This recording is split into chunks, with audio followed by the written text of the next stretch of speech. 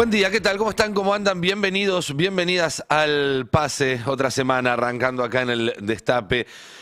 Trump salió hace un rato a tuitear que había charlas para un cese al fuego con Irán porque se le venía encima otro lunes negro.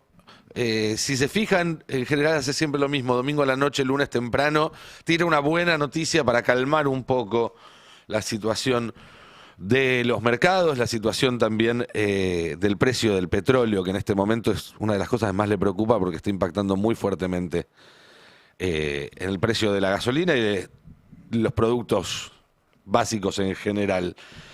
Pero lo cierto es que venía antes de ese anuncio de un mercado asiático con caídas muy fuertes, 4, 5, 6 puntos en Corea, en Japón y en otros países de Asia. El petróleo estaba arrancando la semana más cerca de los 120 que de los 110. El Brent, un barril, si uno lo quería taca, estamos hablando ya de 170, 180 dólares. Y la guerra que escaló todo el fin de semana. Si no estaba este mensaje de Trump, realmente hoy hubiera sido otro lunes negro, como decíamos. ¿Por qué? Porque hasta ahora los mercados han pasado a precio un conflicto corto, explosivo pero corto y con una recuperación relativamente rápida, de semanas o de un par de meses. Y cada día que pasa se hace más insostenible esa idea de que todo va a recuperarse, frenarse primero y recuperarse después en semanas o en un par de meses. No solamente porque el conflicto no se está frenando, sino que más allá de los tweets está siendo cada vez más violento. Este fin de semana hubo ataques en las inmediaciones, primero de la base nuclear de Natanz en Irán y luego en represalia en la de Dimona en Israel. Estamos hablando de ataques que cayeron a metros de reactores que si llegaran a ser impactados por un misil podrían causar, que buena parte de la región se vuelva inhabitable. Cuando Trump dio el ultimátum mientras caían estos misiles y dijo, les doy 48 horas para abrir el estrecho de Hormuz, amenazó con atacar la infraestructura civil de Irán, dejar el país a oscuras y sin agua potable. Los iraníes amenazaron respondiendo con hacer lo mismo en todo el Golfo, Si se cumplieran esas amenazas, estamos hablando de una catástrofe humanitaria para cientos de millones de personas que quedarían sin acceso a agua potable, sin energía eléctrica, con un acceso muy restringido a alimentos, muy restringido a medicamentos. Estamos hablando de armas de destrucción masiva en cámara lenta.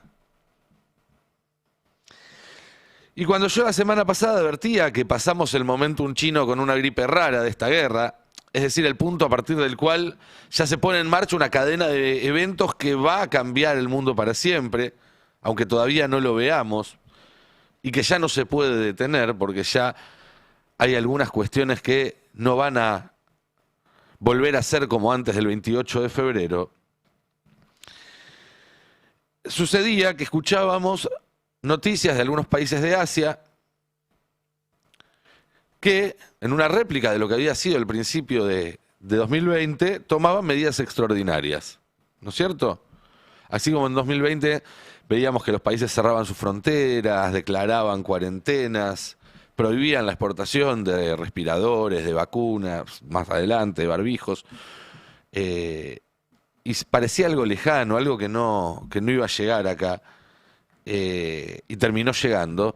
Bueno, presten atención a esta secuencia de noticias desde que empezó este conflicto. Conflicto además cuyo futuro es incierto. En un rato vamos a estar hablando a fondo con Telma Luzani sobre esto, sobre cómo sigue y cómo están parados hoy en día cada uno de los actores, porque eso también es algo muy importante. Pero ahora salgamos del conflicto en sí y veamos las consecuencias del conflicto.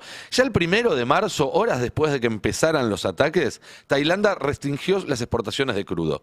Vio venir la que se venía y dijo vamos a dejar de exportar crudo. 8 de marzo, una semana más tarde, la India anunciaba que iba a redirigir energía de la industria textil a los hogares para evitar apagones.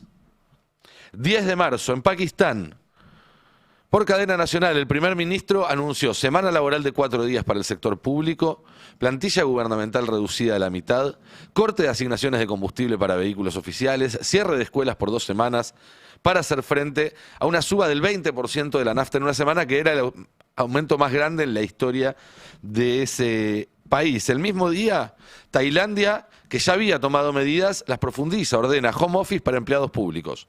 Prohíbe el uso de ascensores en edificios estatales. Sube la temperatura mínima de los aires acondicionados a 27 grados y congela el precio del combustible diésel. Sri Lanka, el mismo día, implementa un racionamiento por código QR. Es decir, vos vas a comprar nafta, se fijan en tu código y solamente te venden 15 litros por semana para autos, 5 para motos, 200 para transporte público.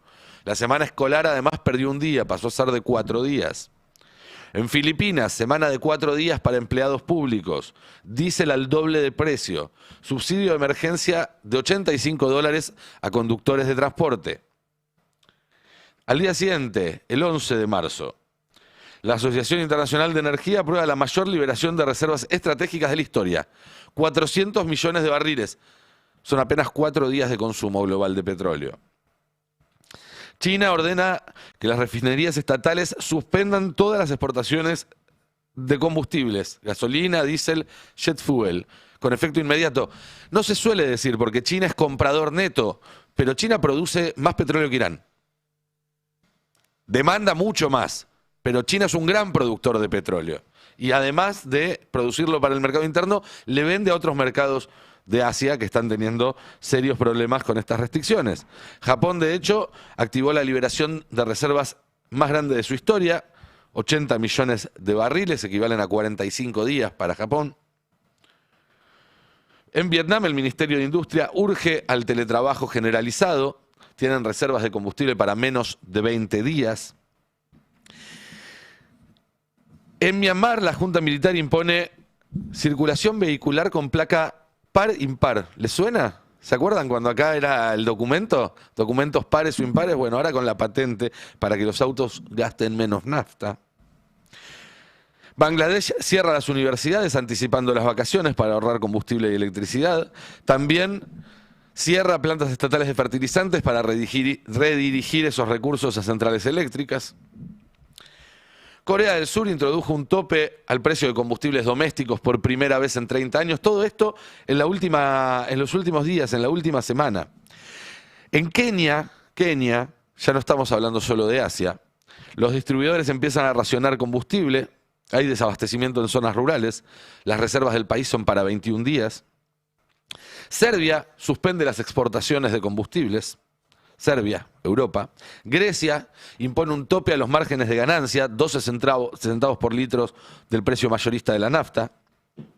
Hungría y Croacia fijan precios máximos para los combustibles. Eslovenia limita la compra a 50 litros por día por vehículo. Francia aplica un tope de 2 euros para el litro de nafta. España anuncia más de 5.000 millones de euros en paquetes de ayuda. Gran Bretaña anuncia un paquete de 53 millones de libras para clientes vulnerables del heating oil, que es el que usan ellos todavía para calefaccionar la mayoría de las casas. Y un ex vicepresidente de British Petroleum advierte que el racionamiento es posible en cuestión de semanas. En Sudáfrica, falta visible de diésel en varias provincias. En Japón también, posibles cortes rotativos de electricidad. Egipto anuncia un paquete de emergencia. No sé si notan el patrón, se va corriendo desde el este hacia el oeste. Empezó en Japón, en Corea, después Vietnam, la India, Sri Lanka, y ahora África y Europa. Va a llegar a América esto en poco tiempo y quizás nosotros podríamos no sufrir los peores efectos porque somos productores de hidrocarburos. Pero tenemos un gobierno que nos trata como si no lo fuéramos, así que prepárense para tener estos efectos también. Ahora, lo interesante, y que me parece central, y que todavía no se habló, porque se habló de estas consecuencias. En los fines de semana, el fin de semana hubo varias notas al respecto, también sobre las advertencias que hizo la Asociación Internacional de Energía.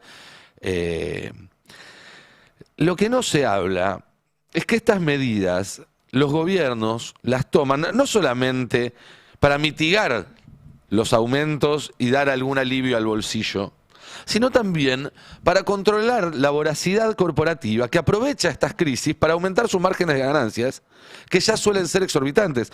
Por eso, después de la pandemia, el problema de la concentración de riqueza había aumentado tanto, porque durante lo que duró la pandemia, mientras la gente vivía cada vez peor, había un puñado de gente que se estaba llevando todos los excedentes de esa crisis.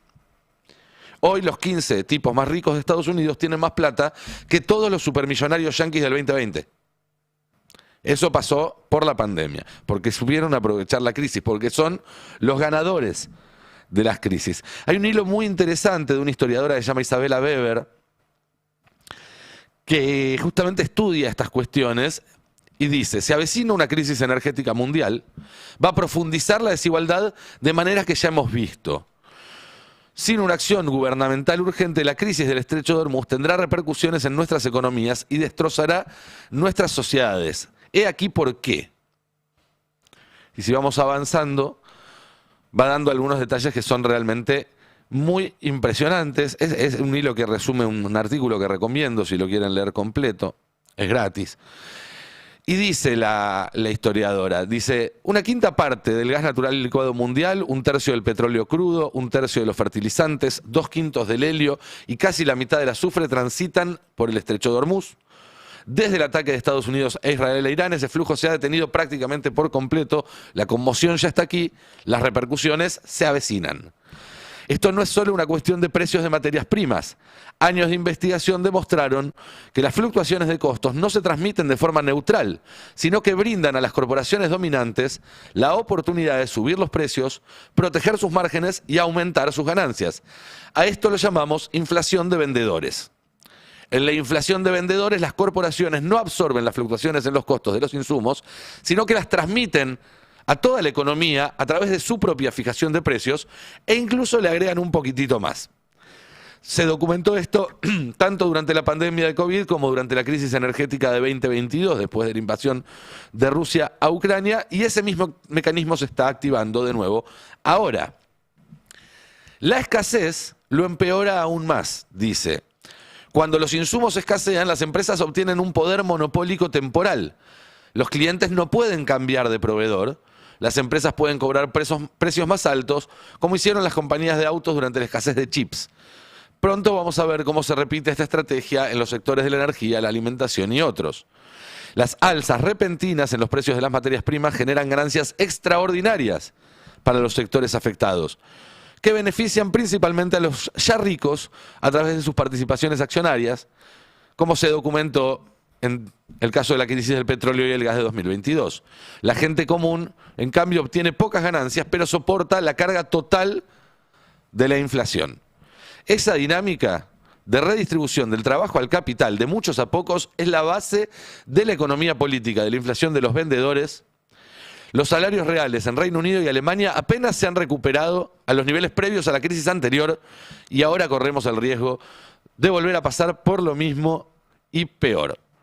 El peor escenario posible, concluye, es la estanflación, escasez tan grave que paraliza la producción, aumenta el desempleo, los trabajadores son incapaces de seguir al ritmo de la inflación, caen las bolsas y aumentan los impagos. Cualquier casualidad con lo que está pasando en la Argentina no es coincidencia, pero esto que dice es clave. La extrema derecha fue la vencedora política de la última crisis. No podemos permitirnos que se repita. La última crisis la ganó económica y políticamente la ultraderecha. Esto me parece importante resaltarlo. Termina Weber: la lección es que la preparación importa, los gobiernos deben darse prisa, las herramientas son claras: liberar reservas, poner topes multilaterales a los precios mayoristas, topes a los márgenes a lo largo de las cadenas de suministro, precios minoristas no lineales para productos esenciales y, lo más fundamental, poner fin a esta guerra ilegal. Las consecuencias deben abordarse con urgencia. Los gobiernos deben utilizar todos los recursos a su alcance para evitar que las repercusiones se extiendan por nuestras economías y destrocen nuestras sociedades. Es muy gráfico, por eso lo quería leer completo. Y además es todo lo contrario a lo que está haciendo este gobierno, que nos está dejando absolutamente desprotegidos. Y cuando decimos que la última crisis la ganó económica y políticamente la ultraderecha, nos referimos al frente político internacional alineado con los ultrarricos y con su proyecto de poder. Esos son los que se dieron cita este fin de semana en Budapest, con Milei como mascota principal. Y ese proyecto de poder, el poder de los ultrarricos, tiene como pieza clave la apropiación de todo excedente. Es decir, que todo el excedente que produce una economía se lo puedan quedar unas pocas personas. Y es interesante detenerse un segundo acá, porque Caputo celebraba este fin de semana que la economía creció un 4,4% el año pasado. Y más allá de que ese número es un rebote estadístico después de que hubiera caído mucho más el año anterior, es decir, todavía estamos abajo que cuando ellos agarraron todo, hay otro dato que es clave, que es que si una economía crece un 4,4%, que es un número importante, pero al mismo tiempo cae la cantidad de empleo formal, cae el valor de los salarios y de las jubilaciones, no se financia obra pública, no se aumentan partidas destinadas a salud, a educación, no se aumentan partidas destinadas a subsidios en hogares, no se aumentan partidas destinadas a políticas de producción que permitan crear más y mejores empleos y más valor agregado. Eso significa que esos 4,4 puntitos del PBI, que es un montón de plata, 4,4 puntos del PBI es mucha, mucha, mucha plata, se los quedó todos el capital. No hubo una sola moneda de esos 4,4 puntos que creció la economía que haya caído por error, que haya derramado por error a los bolsillos de los laburantes. Todo el excedente fue a parar a mano de los empresarios.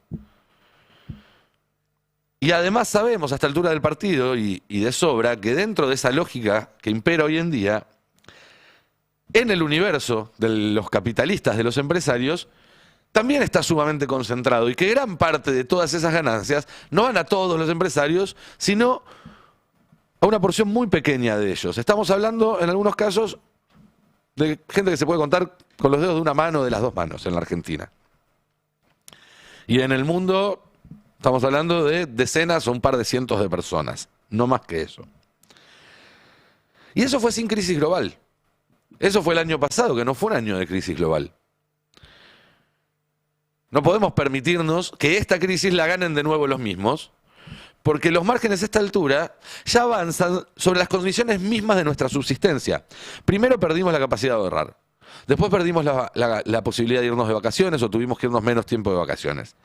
Después perdimos el tiempo libre porque había que buscar otro laburito para redondear el salario. Después la posibilidad de salir, de darte un gusto. Y cuando ya no te queda nada de eso, empezás a perder comidas diarias, horas de sueño, a tu familia, a tus amigos. Eso es lo que está pasando ahora. Si esta crisis nos la vuelven a cargar a nuestras espaldas, no tenemos mucho más que perder. Y eso no es un error de implementación, no es un efecto no deseado, no es una consecuencia imprevista. Todo marcha acorde al plan de acumulación infinita de los ultra ricos, que es apropiarse de todos los excedentes.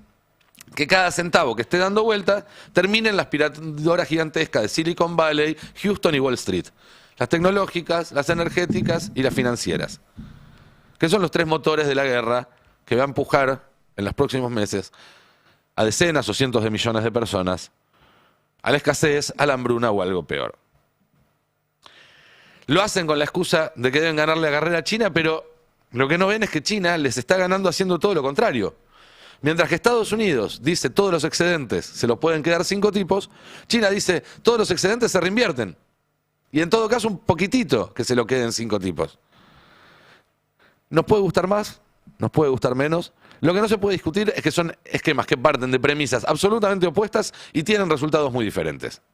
En el último medio siglo, uno fue el principal destructor de clase media y el otro el principal creador de clase media. Pero volvamos a la Argentina y volvamos a la actualidad. Porque la crisis anterior la ganó la ultraderecha, la ganaron los ultrarricos, por eso gobierna Milei. Y no podemos dejar que vuelva a suceder porque el punto de partida, como decíamos, es mucho peor. Somos todos mucho más vulnerables. Y otro shock similar nos va a dejar en un estado irreconocible y muy difícil de revertir. Hoy el salario mínimo vital y móvil cubre un cuarto de la canasta. Hoy la AUH no compra ni la mitad de los alimentos básicos. ¿Cuánto más se puede ajustar ahí? Hay una nota muy interesante de Eugenia Rodríguez hoy en el Destape mostrando cómo viene retrocediendo muy fuerte la capacidad de compra de la UH. El gobierno dice, ¿vieron que aumentamos un montón la UH? Es cierto, aún así viene perdiendo. Imagínense cómo viene perdiendo todo lo demás, que no aumenta tanto. Las jubilaciones no llegan a cubrir los medicamentos, el desempleo está picando y seguramente va a seguir deteriorándose, eso es algo que coinciden todos los expertos. Esto decía, por ejemplo, Daniel Marx, que a pesar de su apellido es de todo menos marxista. Es demasiado pronto para decir que el desempleo encontró un pico. Los más viejos recordarán, Daniel Marx era el que aparecía en la época de Cavallo de la convertibilidad, justificando todas las medidas neoliberales y demás. Y la Argentina tiene que empezar a discutir ahora, no esperar a 2027, a la campaña, ahora. ¿Quién va a pagar la salida de este pozo en el que estamos metidos? Esa es la clave, esa es la llave de todo. Va a costar mucha plata recuperar este país. Hacer rutas, hacer escuelas, hacer hospitales, reconstruir la industria nacional, reinsertar a millones en un sistema que los expulsó por demasiado tiempo, recomponer el valor del trabajo de los argentinos, refundar el sistema científico, el sistema tecnológico, el sistema cultural, el sistema artístico. Estar a la altura de las responsabilidades del siglo XXI. ¿De dónde va a salir esa plata? Esa es la pregunta que hay que hacerse. ¿De dónde va a salir esa plata? Los que crean que tiene que seguir saliendo del esfuerzo de los argentinos, que hay que seguir ajustando, que lo digan. Me parece fantástico, que nos miren a los ojos y nos digan que ese es el plan, que tenemos que seguir haciendo un esfuercito más.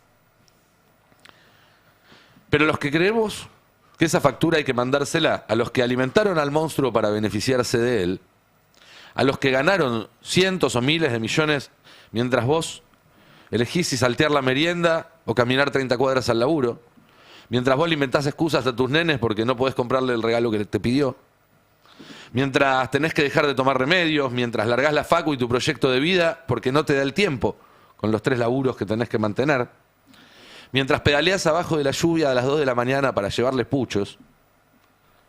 Todos los que creemos que las cosas tienen que ser muy distintas, que hay que inventar una nueva democracia, que tenga justicia social, que no tenga impunidad para los poderosos, que sea el tronco de un proyecto de país soberano. Los que creemos, en resumen, que este es el momento de culminar la tarea inconclusa que empezó en 1983, tenemos que empezar a decirlo también en voz muy alta y muy claro, para que sepamos que no somos pocos y que vamos a ser cada día más. ¿Qué tal? Buen día, ¿cómo están? Buen día. Buenos días. Buen día. Hay que trazar la línea. En estos días se va a hablar tanto del 24 de marzo, del 76, porque Argentina en ese momento, y también Chile un par de años antes, fueron los primeros lugares donde se empezó a aplicar el experimento neoliberal, cuyas consecuencias estamos pagando ahora, porque todo lo que estamos viendo ahora es la consecuencia de 50 años de imponer ese proyecto, y me parece que es importante unir esos puntos. De hecho, cuando hablamos del modelo económico, si bien siempre las comparaciones se hacen más cercanas en el tiempo, no solo desde quienes asesoran a este gobierno, sino desde el corazón de lo que es el modelo económico, el punto de comparación es claramente el programa de Martínez de Hoz, en términos de un modelo de valorización financiera, donde hay endeudamiento y fuga, como hubo en la dictadura hace 50 años. Por eso, digo, en el marco de que mañana se van a cumplir 50 años, traje unas plaquitas que en realidad son del Instituto Argentina Grande, que lo sacó en el informe de esta semana, y en la placa 4, por ejemplo, está el crecimiento de la deuda externa durante la última dictadura cívico-militar, que en el 76 Argentina tenía un 18,9% del PBI, 8.000 millones de dólares. Interesa más el porcentaje porque los números, bueno, la nominalidad a veces afecta un poco. El punto, la conclusión es que se multiplicó por 6 este endeudamiento durante los años de la dictadura. Hablamos de un 66% del PBI en el cierre de esa dictadura, y tiene que ver obviamente con un proceso de endeudamiento para financiar lo que era ese modelo de valorización financiera, y también todo lo que tuvo que ver con la estatización de las deudas privadas. Y si hubo deuda externa y si hubo justamente crecimiento de esa deuda, bueno, fue para financiar los dólares que salieron de la Argentina, y por eso en la placa 5 está la fuga de capitales durante La dictadura, lo que se concentró en esos años, fueron 37.000 millones de dólares que salieron de la Argentina. Y uno podría decir, bueno, esto pasó hace 50 años, ¿qué tiene que ver con lo que está pasando ahora? Bueno, que es un modelo similar, simplemente que Caputo no tiene la llave todavía para abrir ese endeudamiento masivo en términos de deuda externa. Lo hace simplemente a través del Fondo Monetario Internacional, del Banco Interamericano de Desarrollo, de todos los organismos que todavía le prestan a Caputo, no así el sector privado financiero. Sí, y ese gráfico que se viralizó mucho el fin de semana, donde se muestra cómo claramente en 1976 la curva del PBI argentino se quiebra y no se recupera nunca más. Totalmente. Y eso tiene que ver justamente con que ese modelo que se implementó en ese momento, si bien hubo gobiernos que lo profundizaron y otros que revirtieron sus efectos, pero nunca se terminó de desarmar en el corazón, en el núcleo. Y te digo algo más, nunca volvimos a tener los niveles salariales que tuvimos en la previa de la dictadura. No exactamente en el 76, porque en realidad el pico está en el 74, el pico del salario, pero después nunca más, ni con la vuelta de la democracia, ni con el último pico que fue en 2015, en términos de salario, se volvió a esas condiciones de vida, porque al fin y al cabo el salario permite eso, condiciones de vida, digo, el pago del alquiler, el pago de tus gastos diarios. Y es algo que sigue siendo una herida abierta porque sigue sin poder recuperarse esas condiciones de vida y también entender que obviamente esa dictadura tenía que ver con eso, ¿no? Tenía que ver con borrar, con disminuir, con precarizar las condiciones de vida de las mayorías. Las condiciones de vida y también los datos laborales, ¿no? Porque en ese momento, en la previa de la dictadura, había prácticamente una situación de pleno empleo en la Argentina que también, salvo algún breve periodo, después nunca más fue recuperado ese nivel de empleabilidad que tenían, que además iba aparejado con estos altos salarios, ¿no? Eran las dos situaciones en una Argentina además que tenía su economía industrializada. Totalmente. También a nivel industrial nunca más se pudo recuperar ese modelo que ya con las dictaduras anteriores y con los gobiernos de facto anteriores también había intentado ser desmantelada, pero nunca al nivel de como lo hizo la última dictadura militar en 50 años. Totalmente. Hay leyes que quedaron, la ley de entidades financieras, todo lo que tiene que ver con los secretos bancarios, hay un montón de cuestiones que, aunque estemos ya con 40 años de democracia, bueno, no logramos todavía revertir esas cuestiones que son muy estructurales, ¿no? Y vos lo decías en tu editorial en términos de, bueno, ¿qué democracia estamos viviendo en el siglo XXI? Y yo creo que en Argentina y en el Cono Sur, bueno, son democracias que quedaron muy limitadas también por esos cambios estructurales que tuvieron las dictaduras. No solo en Argentina, en Chile, en Brasil. Hay leyes que fueron quedando de esa época y que todavía no logramos superar. Sin duda, bueno, Chile todavía tiene la Constitución. Lo novedoso, quizás en esta época, es que esos efectos del neoliberalismo que antes se veían más en las economías periféricas, en América Latina, en Turquía, en el norte de África, en el este de Europa, si se quiere, se están empezando a ver en Estados Unidos, en Europa Occidental, no solamente en términos económicos, que también, sino también en términos de legitimidad de los gobiernos. Esta es una guerra que la mayoría de los estadounidenses rechaza, que los europeos en una inmensa mayoría también rechaza, y que esa guerra tenga las consecuencias que está teniendo y sobre todo que todo el mundo coincide que va a tener en las próximas semanas,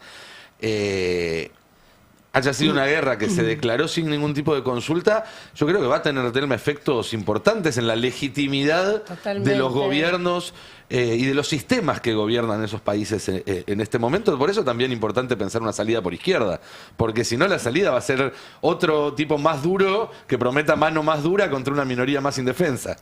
Totalmente. Quería decirte, mira, ahora que me diste pie para comentar el tema de la moral baja que hay en los Estados Unidos. Hay un montón, estuve mirando un montón de medios de comunicación donde hablan de vulnerabilidad, estrés abrumador, frustración y desilusión de gente del ejército que confiesa, por supuesto, anónimamente, que es lo que les está pasando. Por ejemplo, te leo algo que saqué de un medio que lo decía una veterana y reservista, que asesora a oficiales más jóvenes, dice: escucho a militares decir, no queremos morir por Israel, no queremos ser peones políticos. Es fuerte. Es muy fuerte. Es muy fuerte y sobre todo el contrincante pasa casi, diría yo, todo lo contrario, porque por su digamos, tradiciones, por su civilización, tienen una concepción distinta de la muerte, los iraníes, Sí. o sea, el martirio y la muerte es algo diferente, y además están como, digamos, potenciados en ese sentido. Sí. Y es interesante porque todo esto empieza con Estados Unidos o Israel queriendo o creyendo que si atacaban a Irán, la sociedad iraní se iba a encargar A levantar. de cuestionar a las autoridades y terminar de hacer el trabajo.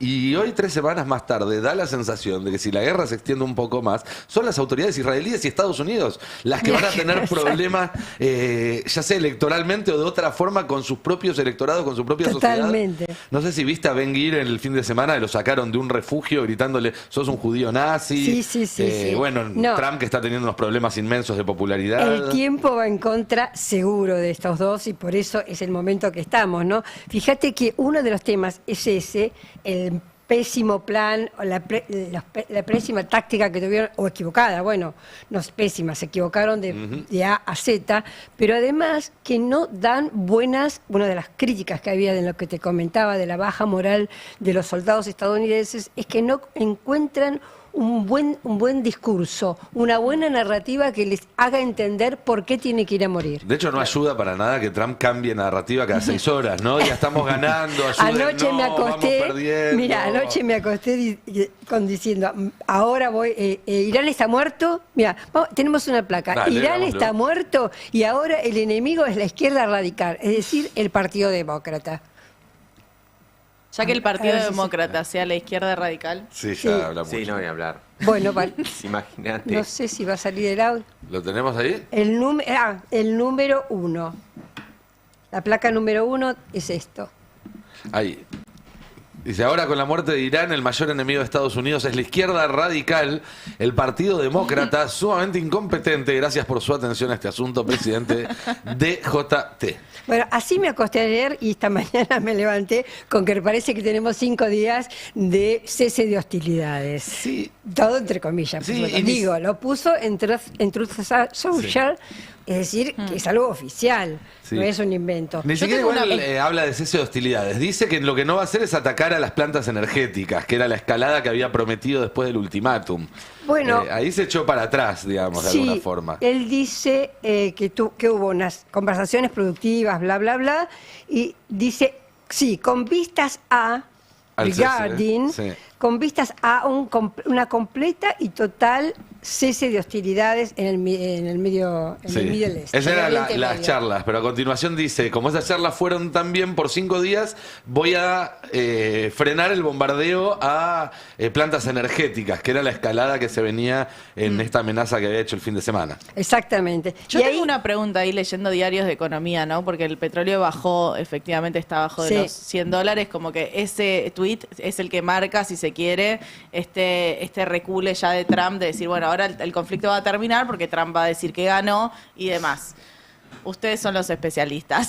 Es difícil creer que se vaya a resolver de la noche a la mañana, pero pareciera por lo menos que el mercado está leyendo eso. Bueno, para eso fue hecho. Uno de los motivos es tratar de que bajara el precio del petróleo. Y, como creo que lo dijo Nico en su editorial, casi todos los domingos, fines de semana, justamente cuando están por abrir los mercados, ahí es donde da algún tipo de salida ficcional, podemos decir, porque después Sí. no se comprueba.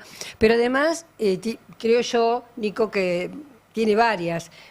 Digamos, hay varias hipótesis con respecto a esto. Lo que tienen en la cabeza los generales y que tienen en la cabeza Trump, no lo sabemos ninguno. Pero, digamos, hay posibilidades, hay hipótesis. Yo, una que creo bastante posible es que, incluso lo dicen muchos especialistas en Estados Unidos, que a Trump le conviene, y sabe que le conviene, terminar esta guerra. Y no tiene vía de salida, no tiene Claro. alternativa. Entonces está buscando alguna forma de despegarse de Israel y permitir que Israel haga la suya, o bien encontrar alguna salida discursiva al menos para ver, de frenar esto, de cerrar esta guerra que, como decimos, cuanto más tiempo le lleva, menos posibilidades le tiene él. Con encima, como decimos siempre, con una elección en camino, ¿no? Así En el es. mes de noviembre. La novedad un poco es el cambio de tono también, porque digo, hasta hace unas semanas el tuit de Trump para bajar el precio del petróleo era: estamos a punto de ganar, ya estamos a centímetros de la victoria, ya no tienen defensas posibles Sí. los iraníes. Ahora es: nos sentamos a conversar. Sí. Es verdad. Hay una cuestión que para mí es clave en todo esto. En otros conflictos, si uno toma, por ejemplo, la guerra de los 12 días el año pasado, cuando terminó ese conflicto, tanto Israel como Irán salieron a vender que habían ganado. ¿No? Irán dijo a su público: miren, nos bancamos mano a mano contra Estados Unidos e Israel 12 días, creían que no podíamos, atacamos, llegamos a impactar. Y Israel, bueno, Estados Unidos dijo: terminamos para siempre con el plan nuclear de Irán, un para siempre que duró 5 meses, pero bueno. Israel también salió a decir que habían logrado sus objetivos y demás. Esta es una guerra que tiene por así decirlo, un interruptor muy sencillo de ver si está prendido o apagado, que es el estrecho de Hormuz. Mientras el estrecho de Hormuz esté cerrado o esté bajo el control total de Irán, que decide quién pasa y quién no, no hay manera que Estados Unidos pueda vender que esa guerra la ganó. Claro. Y si logra liberar el estrecho de Hormuz, le va a costar mucho a Irán decir que ganó él, salvo que consiga a cambio de eso concesiones muy importantes. Entonces, la narrativa gira en torno de algo muy, muy, muy concreto, y eso hace que este tipo de operaciones tengan también patas cortas. El mercado puede caer durante un par de horas, cuando aparece la contraversión o cuando le tiran un dron a un barquito en Hormuz, vuelve a revertir, digamos, lo que había remontado y demás. Vos sabés que un gran analista que se llama Mead Shermer, que es de apellido judío, como se nota, y que ha escrito un libro que se llama El lobby judío y Así explica el poder del lobby judío en Estados Unidos, dijo algo que en ese sentido que es re interesante, porque lo que dice es que además del estrecho de Hormuz, Irán, por su locación, tiene multitudes de blancos, o sea, prácticamente todo es blanco para Irán. Es decir, la capacidad de poder expandir la guerra. Expandir la guerra y hacer que tanto Israel como Estados Unidos den marcha atrás es importante. Quiero hacer un poquito para los oyentes un resumen de lo que pasó en la semana, porque fue una semana muy brava esta, claro. ¿viste?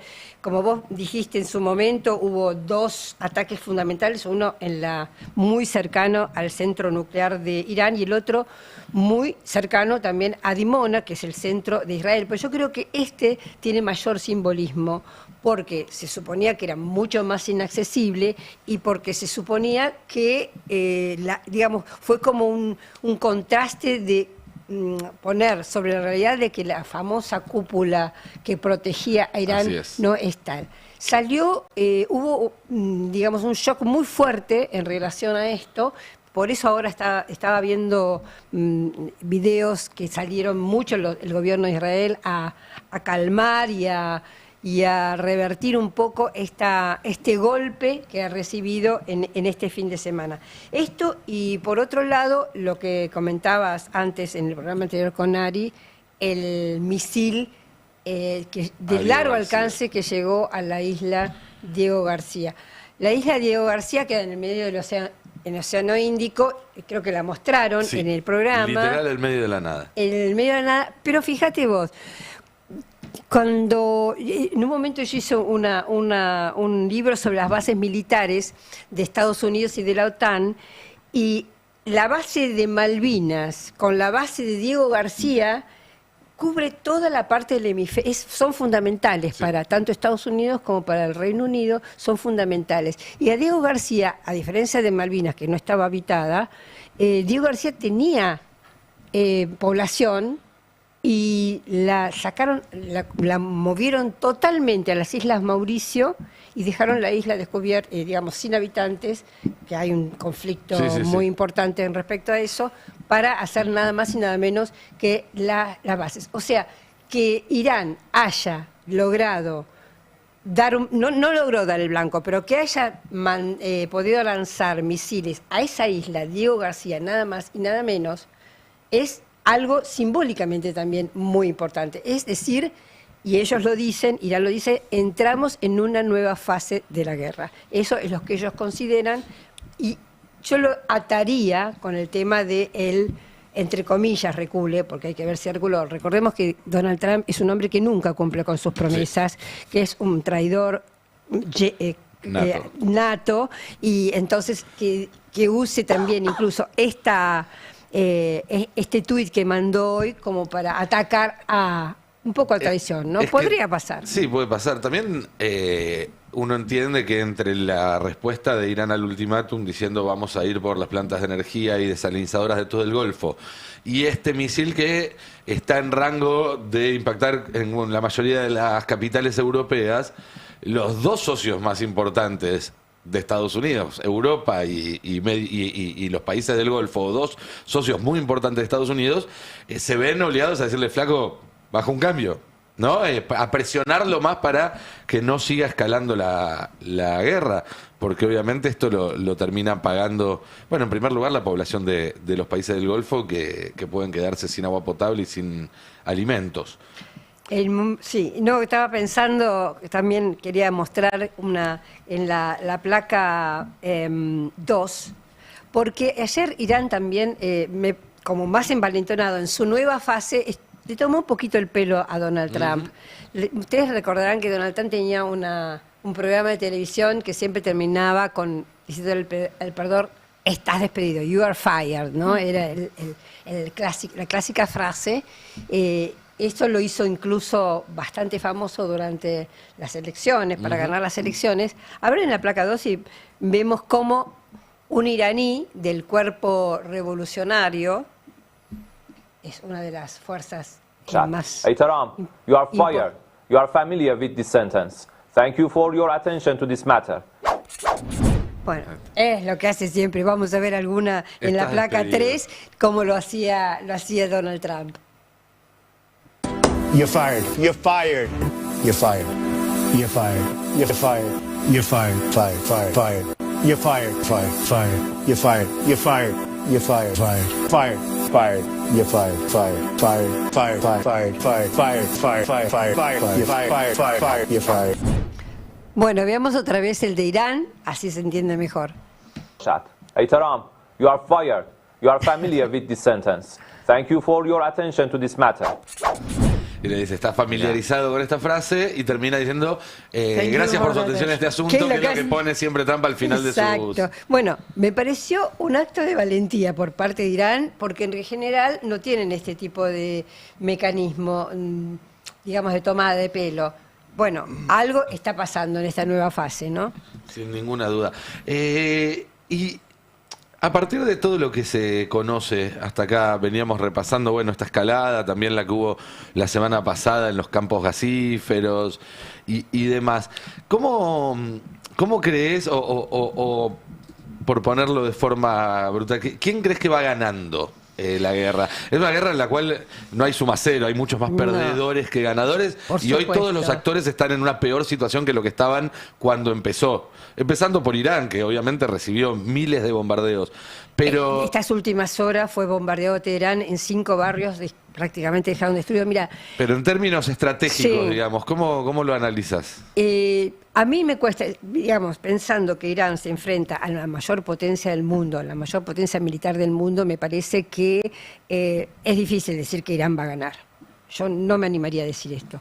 Lo que sí me parece que ha sorprendido enormemente, y se sabe por el grado de precisión que tiene sus misiles, por el grado de inteligencia que tiene sus tácticas, que se ha formado mucho tiempo atrás, que está muy bien pertrechado, que está, digamos, ha decidido resistir. El objetivo es resistir, y que tiene ayuda sin duda tanto de China como de Rusia en distintos, a través de los satélites, etcétera, ¿no? El objetivo estratégico de Irán sería de alguna manera, ganar el tiempo. Aún siendo derrotado, demostrar que Estados Unidos es menos poderoso de lo que dice ser, ¿no? Exactamente, la vulnerabilidad de Estados Unidos, que además realmente es difícil de probar, pero que yo creo que a la larga está probado. Entonces, en ese sentido es difícil decir quién gana o quién pierde. Ganar en una guerra tan asimétrica por parte de Irán me parece que es imposible, pero sí en este campo del tiempo y de la poca conveniencia para Estados Unidos, aunque sea recontrapoderoso, de seguir una guerra hasta el final. Clarísimo, clarísimo. Muchas gracias, Telma. Tenemos Una comunicación desde el Paraguay, desde Asunción. Escúcheme, Benítez, estoy por salir con la gente del Destape ahora, pero escúcheme, no podemos fallar. Alejandro, estás al Los aire. jugadores de Mauritania, el cuerpo técnico, los médicos, los dirigentes no son de nuestro interés. Ok, el verdadero interés nuestro, anote bien Benítez, es el avión.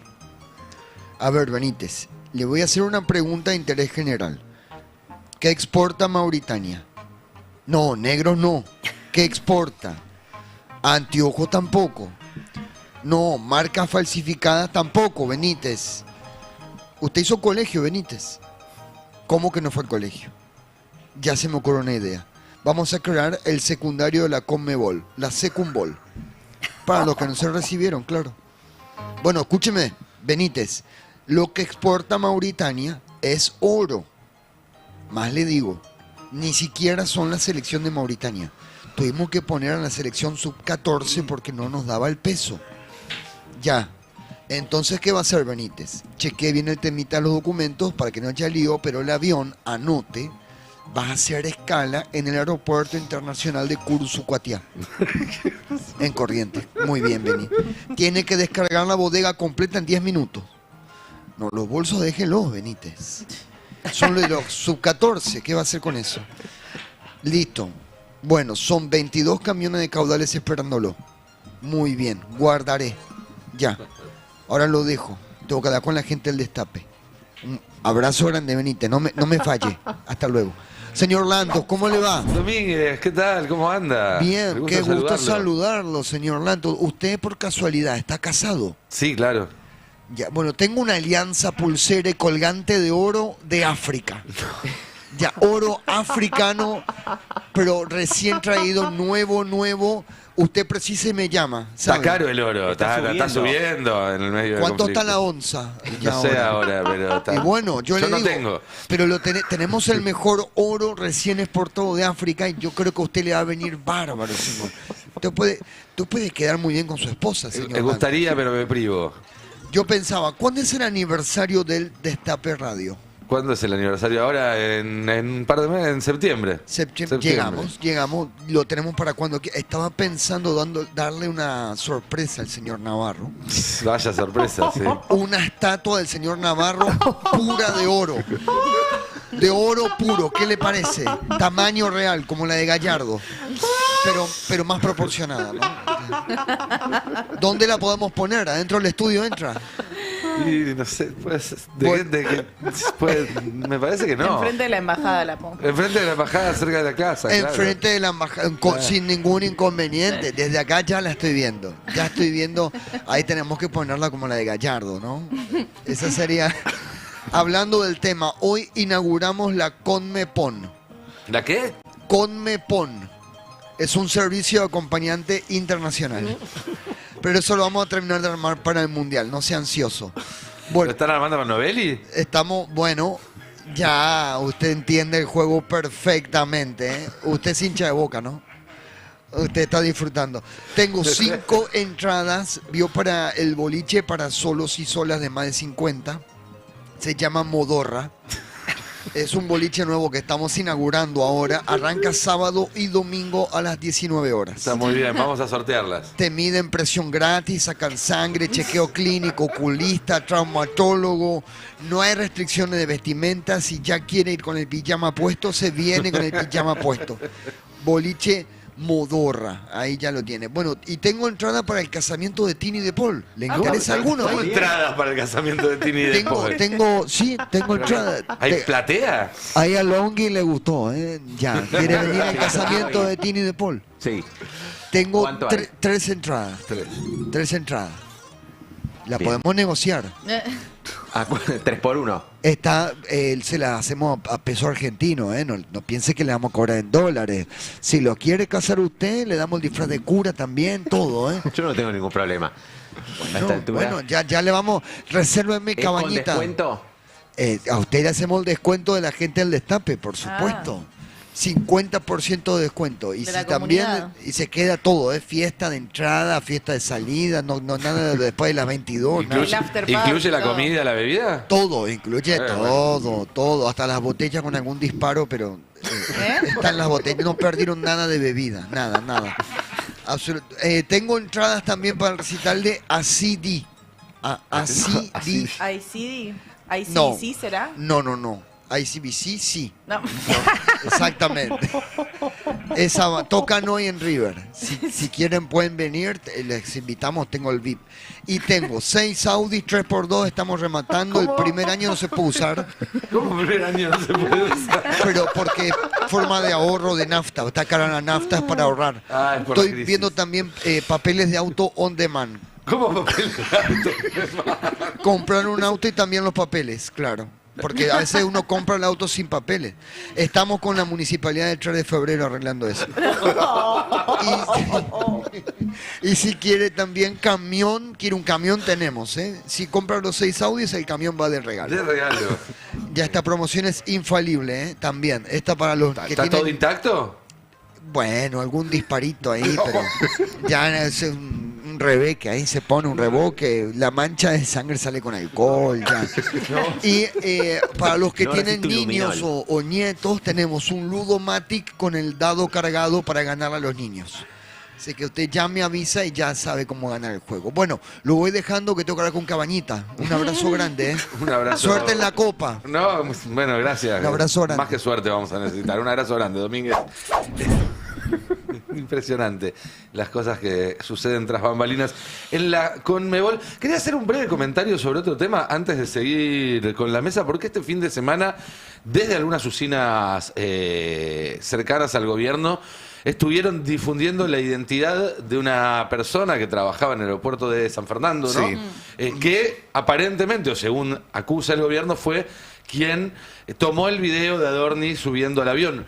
Sí. Yo no sé si fue o no fue, y si lo hubiera hecho, no importa. De la misma manera, no importa quién sacó la foto de Olivos, del cumpleaños de Fabiola, y no importa, digo, no tiene nada que ver. Lo que sí sé, y esto tiene mucho que ver con algo que venimos hablando acá desde hace tiempo, es que la CIDE, a partir del decreto que sacó a finales del año pasado, y de la contratación de servicios, que puede ser Palantir o alguna otra empresa que haga algo similar, no sabemos cuál es, porque obviamente eso se hace bajo secreto, tiene herramientas que se dedican exactamente a decir, bueno, ¿dónde hubo un quilombo? En el aeropuerto de San Fernando. Bueno, ¿quiénes trabajan en el aeropuerto de San Fernando? Esta lista. Bueno, fíjate de esta lista quiénes tienen un perfil que sea, que tenga características plausibles para poder armar una operación sobre esto. Fíjate quién milita, quién tiene actividad sindical, quién apareció en tal lugar, a quién lo vieron en tal marcha, y de esa forma ir a buscar directamente la persona más expuesta para echarle la culpa. Insisto, no sé si en este caso puntual grabó o no, y si hubiera grabado no cometió un delito al hacerlo. Claro, es muy difícil. No, pero Es fuerte lo que decís, porque pero lo que en está principio no se sabía quién podía ser. digo, a mí me llama mucho la atención que justo apareció una persona que tiene militancia en sus redes, que se sacó una foto con la bandera del sindicato. Entonces, más allá de este caso puntual, sepamos que la CIDE tiene herramientas que se dedican a hacer ese tipo de cosas. Sí, yo pregunté esto de qué se espera hacer a partir de la identificación de esta persona, porque se supone que también que hay un uso de recursos en términos de investigación para descubrir quién había filmado para algo que es a todas luces algo que no es un delito, ni es una contravención, ni es nada. No. Digo, es un aeropuerto, no hay ninguna violación de ninguna ley ni de ninguna norma filmando a un jefe de gabinete que está subiendo un avión privado. Y en todo caso, si hubiera alguna pena, tendría que ser contra el que lo difundió y no contra el que lo grabó, porque en todo caso, si Adorni es una figura pública, ¿sí? Claro. No.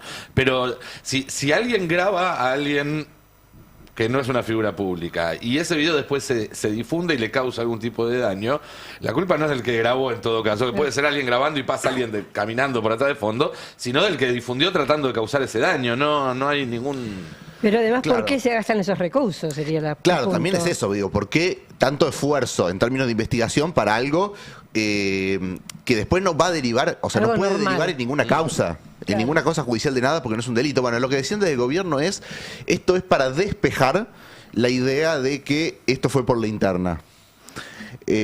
No, y también dijeron que para que la gente que use el aeropuerto de San Fernando esté tranquila y sepa que no va a estar siendo registrada o vigilada o espiada mientras, bueno, se sube algún avión en ese aeropuerto. Perdón, ¿no hay cámara de seguridad en el aeropuerto de San Fernando?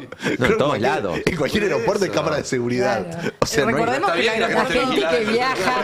La gente que viaja queda registrada. No, pero vemos el marco general. El aeropuerto de San Fernando es un aeropuerto de vuelos privados donde la gente, cuanto menos registro quede, más feliz va a estar, ¿eh? O sea, no es Aeroparque, no es Ezeiza. Cuanto menos información tengan de ellos más felices. Ahora, que esa sea la propuesta desde el gobierno es raro.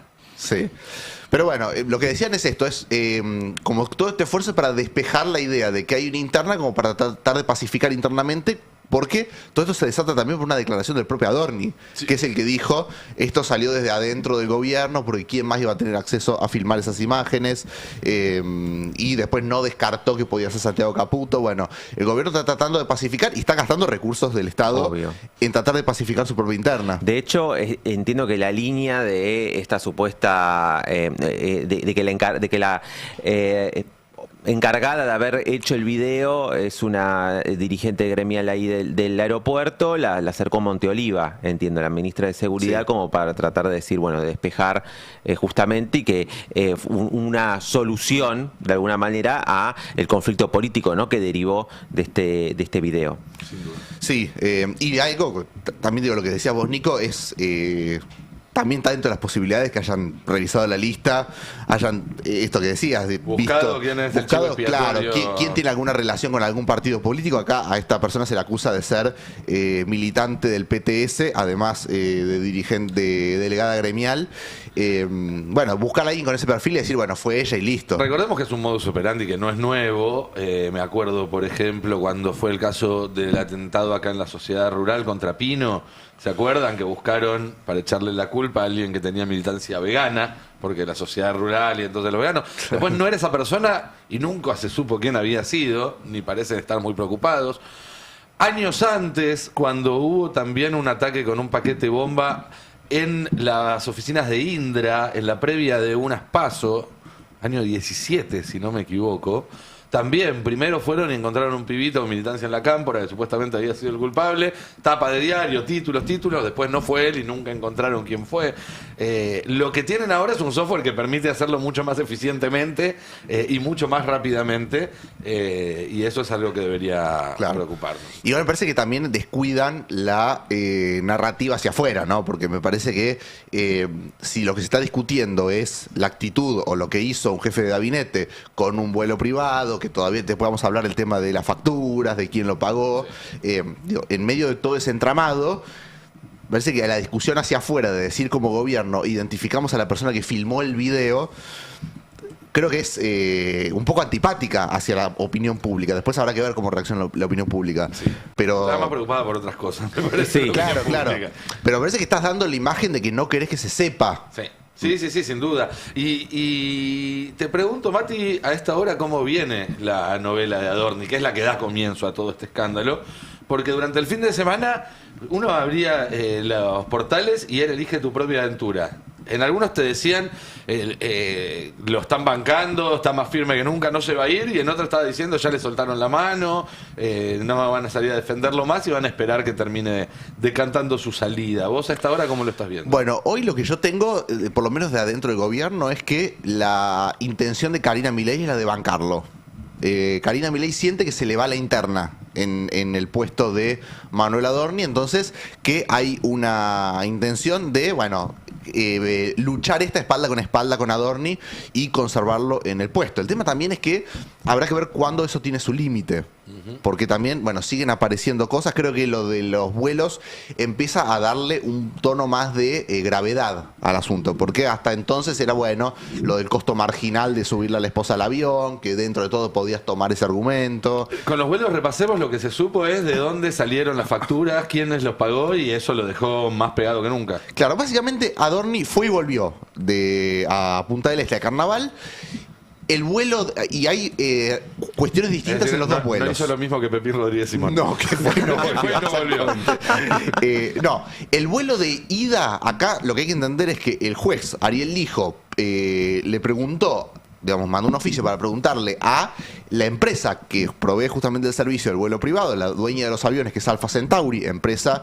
de Leonardo Scaturice, que es también personalidad que siempre aparece en este tipo de cuestiones, también con lo que había sucedido con el avión que vino desde Miami y que no registró valijas. Pero bueno, la empresa le contesta a Ariel Lijo que la facturación para ese vuelo, el vuelo de ida, se hizo a nombre de una empresa que es InHouse. A lo cual nos preguntamos qué es InHouse. InHouse es una productora de comunicación audiovisual fundada por Marcelo Grandío, amigo de Manuel Adorni y uno de los que viajó en ese avión, contratado por la televisión pública, la productora, para contenidos protagonizados por Marcelo Grandío, como el ciclo Giros, que era un ciclo de entrevistas. Es decir, a priori estamos hablando de que le pagó el viaje un contratista del Estado, lo cual ya Claro. estamos hablando de algo ilegal. Un contratista del Estado no le puede pagar un viaje a un funcionario. Claro, no solamente del Estado, sino que de la televisión pública, que depende justamente de la cartera de Adorni, desde antes que Adorni sea jefe de gabinete, porque cuando Adorni era secretario de Comunicación, ya la televisión pública dependía de él. Entonces Ahora, lo que pasaba es que la televisión pública, bajo las órdenes políticas de Adorni, contratan a InHouse de Marcelo Grandío, amigo de Adorni, y después InHouse les paga un vuelo privado a Adorni y a Grandío, es decir, a su fundador, que es Grandío, y a Adorni, que es el que tomó la decisión de contratarlos. Algo que como mínimo es dádivas, como máximo es Ahora, algo más. Ricardo Jaime fue preso por subirse un avión Claro. pagado por una empresa que estaba vinculada al área de... Ahora también yo vi el viernes, creo, un posteo de nuestro colega Nico Fiorentino, donde mostraba que si entrabas a la página de InHouse, Sí. se publicitaba con 2 fotos de 2 entrevistas distintas de Grandío Adorni.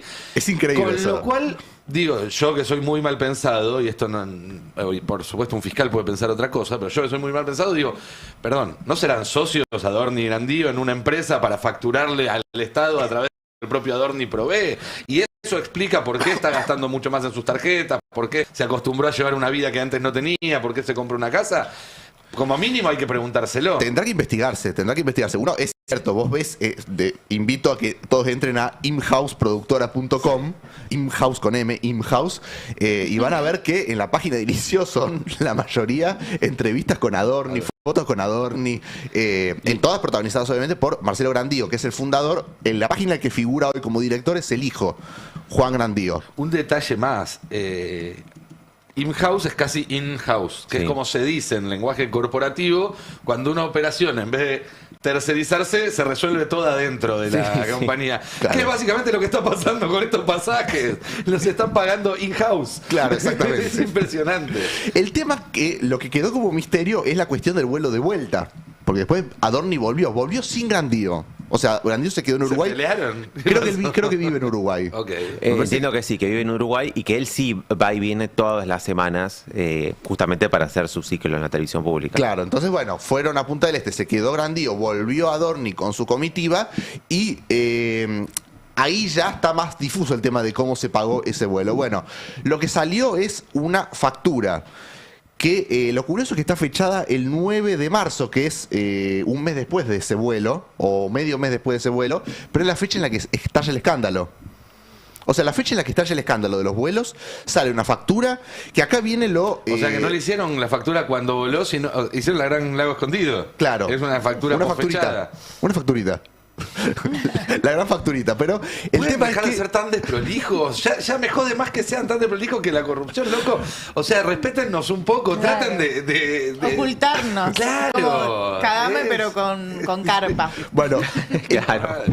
el tema es que la factura está hecha a nombre de Agustín Isin, que es un broker de vuelos. O sea, un tipo que contrata paquetes de vuelo para después vender los vuelos a nivel individual. Un Después- revendedor de vuelos. Un revendedor de vuelos, exactamente. Suena Acá, turbio. acá hay algo que no cierra del... Bueno, hay varias cosas que no cierran, pero lo que no cierra es el tema del precio, porque el paquete de 10 vuelos supuestamente fue comprado a $42.500.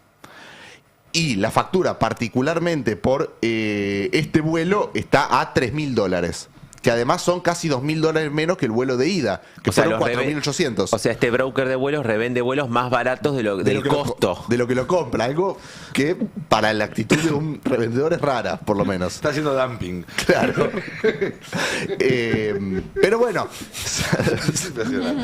sale esta factura y está a nombre además de Marcelo Grandío, pero ya no de InHouse productora, sino de Marcelo Grandío como persona individual. Un Marcelo Grandío que no viajó en ese vuelo de vuelta. O sea, que ahí hubo costo marginal mayor a 0. Sí, a mí lo que me da la sensación de todo esto es que se buscó cuál era la manera de que esto sea menos imputable desde lo legal. Entonces era, si digamos, a través de un broker de vuelo, pero si la factura estaba a nombre de InHouse, era un problema por el conflicto de intereses, justamente porque está contratado, como en el caso del vuelo de ida. Si la factura estaba a nombre de Adorni, era un problema porque tenía que justificarlo en términos de sus ganancias. Así es. O sea, no solamente el pago del vuelo de ida, sino del vuelo de vuelta. Creo que la inscripción a nombre de Marcelo Grandío, más allá de si esto es verdad o no, que después tendrá que investigarse, era la opción que menos dañaba desde lo legal. Ahora, hay algo que me llama la atención y quiero compartirlo con todos. Porque vos, como bien decís, hacen esta defensa que parece más orientada a lo legal que a la opinión pública. Sí. El otro día, cuando sale Maíquez a defender también la cuestión de Libra, también hace una defensa más orientada a lo legal, a decir, bueno, esa prueba es prueba que no puede ser considerada por... no dice falso, Claro. dice se No lo puede rompió la probar. cadena de custodia o lo que sea. ¿Qué lectura política hacen de que el gobierno haya casi, digamos, dejado de defenderse diciendo no lo hicimos a pasar a defenderse diciendo no nos pueden meter presos por esto? Bueno, creo que tiene que ver también con el pánico que empieza también a recorrer Casa Rosada, que es esto de, bueno, digo, el alineamiento judicial empieza a ser importante justamente por esto, porque se empiezan a acumular causas. Creo que también la llegada del desembarco de Maíquez al gobierno tiene que ver con esto un poco Control de también, ¿no? daños, sí, claro. Tiene que ver con la necesidad de establecer un vínculo político con Comodoro Pi, que por lo menos hasta entonces era territorio más de Mauricio Macri que de gobierno de Javier Milei. Y también esto se empieza a dar justamente en un momento donde la desconfianza empieza a crecer dentro de la Casa Rosada, porque justo se da una semana después de todos los movimientos internos que se habían establecido a partir del desembarco de Maíquez, que además, al menos en las 2 semanas siguientes a su jura como ministro, no logra cumplir con el cometido original, que era este. Obviamente, a mediano plazo veremos qué es lo que sucede, pero lo cierto es que aquella imagen que por ahí Caridad Milei proyectaba, a partir de la cual define los cambios en la estructura interna del gobierno y con la mayor exposición, que es la jura de Maíquez y el cambio en todo el sector de justicia, bueno, que termina siendo, parece precipitar otro tipo de cuestiones que estaban allí rondando por Comodoro Pi. Sí, y si uno se fija, además, lo que está haciendo Maíquez ahora es exactamente lo que Milei había dicho que iba a hacer Cunio Libarona, entonces ministro de Justicia, en la entrevista en la cual se tiene Claro. que cruzar Santiago Caputo a frenarlo, a decir, che, no puedes decir eso porque el ministro de Justicia no tiene como tarea defenderte a vos de tus problemas personales. Y Claro. es lo que está haciendo Maíquez, yo diría, con menos sutileza que Cunio Libarona, porque Cunio Libarona sin duda hizo gestiones en este año, desde Libra hasta que se fue. Sí, y Amerio, somos Y Amerio el seguramente tándem. también. Pero no dejó los dedos tan marcados como Maíquez, que lo primero que hace es salir a dar una nota a decir voy a defender a Milei. Claro, aparte hay una lógica política de eso, que es la que le decía Santiago Caputo en esa interrupción en la entrevista de Johnny Viale, que era, si vos no tuiteaste como presidente, sino que tuiteaste como persona individual, Claro. digo, no puede salir el Estado con ministro de Justicia ni siquiera, porque el ministro de Justicia tampoco está para defender un presidente en términos legales, ¿no? Para eso, en todo caso, digo, si tenés que defender al Estado, habrá un equipo de legales, y si hay que defender al presidente, es un abogado Para defender personal. al Estado está la Procuración del Tesoro. Claro. Pero además le siguen agregando cargos para meter ahí a todos los que corren de otros lados. Claro, pero entonces había una contradicción política en esto también en ese momento, que era, si tu argumento es tuiteaste como persona individual y no como presidente, porque era a las 7 de la tarde de un viernes, entonces eso ya Día de era... los Enamorados. Claro, estaba en Olivos, entonces un poco la lógica era esa en ese momento, era tuiteó como persona, no como presidente. No puede salir el ministro de Justicia a tener que defenderte, no puedes decir eso. Bueno, ahora parece o abandonaron esa lógica o ya fue todo. No, y además hay una cuestión de que se agrava, que es que hoy tenés a los dos principales artífices del relato oficial manchados, por un lado Adorni y por otro lado Santiago Caputo, que está corrido dentro de lo que es la reestructuración del poder interno de la Casa Rosada. Entonces me parece que también estamos viendo eso, la dificultad de poder elaborar un mínimo argumento, una mínima línea que sostengan 4 funcionarios del gobierno y que la articulen y algún tuitero más. Ahora, ya está recontravencido, se imaginan si hubiera sido peronista. Pero ustedes se imaginan si Dalbón hubiera tenido un cargo en el gobierno de Cristina mientras la defendía. ¿Ustedes se imaginan el escándalo nacional que hubiera sido? Y Sí, acá sí. estamos. Las tapas. Las tapas. Sí, todas estas cosas, digo, me parece que hay una sumatoria de cosas que es impensadas, o entender o especular cuál sería la reacción si fueran de otro espacio político. Absolutamente. Y todo esto, además, hay que leerlo junto con la supuesta ofensiva contra Santiago Caputo, ¿no? Una Karina que se siente un poco acorralada a partir de los ataques a Adorni y por eso busca de alguna manera proyectar su poder hacia las áreas que hasta ahora eran del monotributista en jefe. Yo la interpretación que tengo es que Karina tiene decidida esta avanzada ya desde que gana las elecciones con su estrategia en octubre y que a partir de allí hace toda una lectura de lo que habían sido los distintos momentos de zozobra oficial que hubo durante todo el 2024, que fue un año muy, muy difícil para el gobierno, el 2025 quiero decir. Con lo que fue el caso Libra, con lo que fue el caso de Andis y las distintas circunstancias que fueron atravesando. Entonces, un área a la cual quería copar Karina Milei también era el área de justicia, justamente para evitar un futuro de tener que depender judicialmente del deseo de Comodoro Pi o de Mauricio Macri en particular, y después también empezar a tener otros resortes en lo que es la comunicación o lo que es toda la estructura de vocerías y de comunicación privada, te diría, para poder también enarbolar una defensa. Y en esa línea, se había pactado una tregua primero durante todo el periodo de sesiones extraordinarias porque era fundamental para el gobierno aprobar los paquetes de leyes que se enviaron, como fue el caso de la reforma laboral, y que luego ya a partir de marzo entrábamos en la agenda del año y entonces volvía la agenda de la interna. Arrancaba con la renovación en el Ministerio de Justicia, Cuño Libarona, que estaba de salida ya desde octubre por lo menos, que él mismo había confirmado que se iba, y a partir de allí una avanzada que entiendo que ahora también está en pausa de alguna manera por todos estos enredos que hay a nivel interno y las sospechas, ¿no?, que se han multiplicado, porque ahora para Karina hasta el propio Adorni ella empieza a sospechar hasta del propio Adorni, no de una traición, pero de la información de que el propio Adorni le proveía, porque no todo lo que está saliendo a la luz era o formaba parte del conocimiento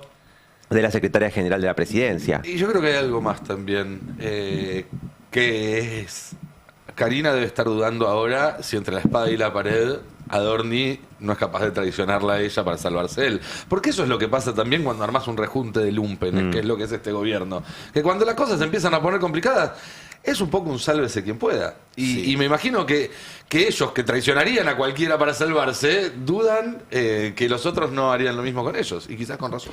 Yo tengo la percepción de que ahora Karina lo va a sostener a Adorni, como ocurrió con Lulemen. ¿Te acordás que hubo con las enormes diferencias del caso, ¿no? Porque no fue... es más esencial a Karina en es sus más esencial. actividades que Adorni. Sí, y no estaba tan pegado, me parece. O sea, estaba más pegado a la interna política con el grupo de Gordodán que en caso de corrupción, que en el caso de corrupción estaba más mencionada Karina en todo caso, en el caso Andis. Y no tiene además el nivel de conocimiento que tiene Adorni, que Adorni es un funcionario de primerísima línea. Y no se encargó de escupir para arriba durante 2 años como Adorni. Creo que lo va a sostener un tiempo y que por ahí en el mediano plazo podamos llegar a tener novedades.